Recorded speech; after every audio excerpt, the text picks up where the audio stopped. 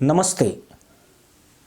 Iran की सह पर कूदने वाला हिजबुल्लाह शायद भूल गया था कि वो जिससे पंगे ले रहा है दुश्मनों को माफ करने की उसकी फितरत नहीं है। हिजबुल्लाह पिछले साल अक्टूबर से ही इजराइल को परेशान कर रहा है और इस बार इजराइल ने घर में घुसकर पलटवार किया है।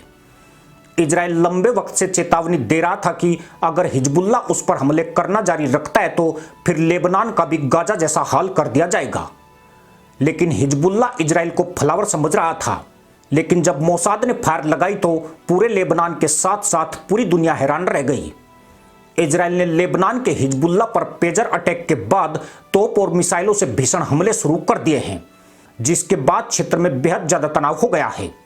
इन हमलों में दक्षिणी लेबनान में हिजबुल्लाह के कई ठिकाने तबाह हो गए।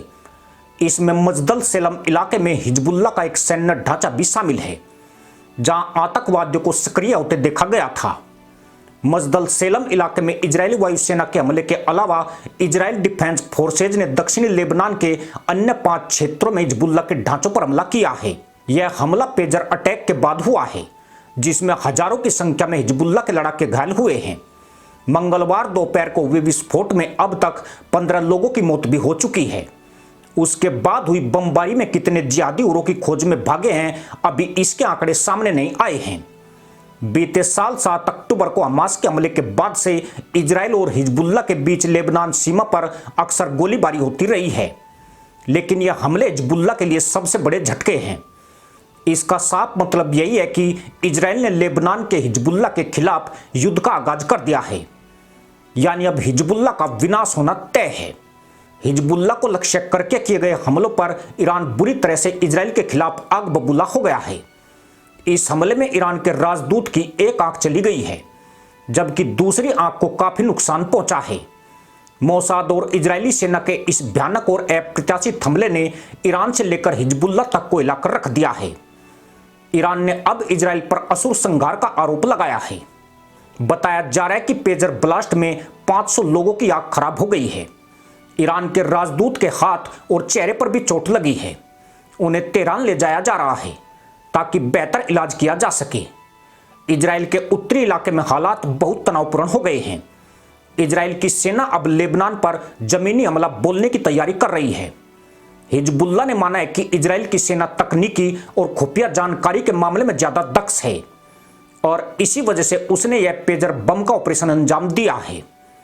एक हिजबुल्लाह प्रवक्ता ने कहा है कि 1 मिनट के अंदर ही हमारे दुश्मन इजराइल ने इस संघर्ष के शुरू होने के बाद अब तक का सबसे बड़ा नुकसान पहुंचाया है। इससे पहले 30 जुलाई से 25 अगस्त के बीच दोनों पक्षों के बीच तनातनी दिखी थी, जब हिजबुल्लाह कमांडर फुआद शुकुर को लेबनान की राजधानी बेरूत में मार दिया गया था। मौजूदा स्थिति फुआद की मौत के बाद के हालात से ज्यादा तनावपूर्ण है। 25 अगस्त वह दिन है जब चीजें पूरी तरह से बदल गई। इसी दिन हिजबुल्लाह ने इजराइल पर 1000 रॉकेट लॉन्च करने की योजना बनाई थी। उसके निशाने पर तेल अवीव के उत्तर में महत्वपूर्ण खुफिया मुख्यालय के अड्डे भी शामिल थे। इजरायली सेना का दावा है कि 25 अगस्त को उसने हिजबुल्लाह को रोक दिया। इजराइल अभी तक हिजबुल्लाह के साथ युद्ध में शामिल होने से बच रहा था। इसकी बड़ी वजह यह थी कि इससे इजराइल की गाजा में हमास के खिलाफ लड़ाई प्रभावित हो सकती थी। इजरायली सेना ने 21 अगस्त को रफा में हमास की आखिरी बटालियन को हारा हुआ घोषित कर दिया था। इजराइल के हिजबुल्लाह पर हमले से बचने की एक वजह यह भी थी कि उसे लगता था कि युद्ध विराम हो जाएगा तो हिजबुल्लाह की ओर से इजराइल पर हमले बंद हो जाएंगे। इस समय गाजा में युद्ध विराम की संभावना लगभग खत्म हो गई है। ऐसे में इजराइल की ओर से बड़ा हमला हिजबुल्लाह पर किया गया है, जो अब एक पूर्ण युद्ध की शक्ल लेता जा रहा है। पर इजराइल को अब कोई चिंता नहीं है। उसने लगभग तय कर लिया है कि हिजबुल्लाह को हमास की तरह जड़ से खत्म किया जाएगा। इसी के साथ अनुमति दोस्तों, जय हिंद, वंदे मातरम।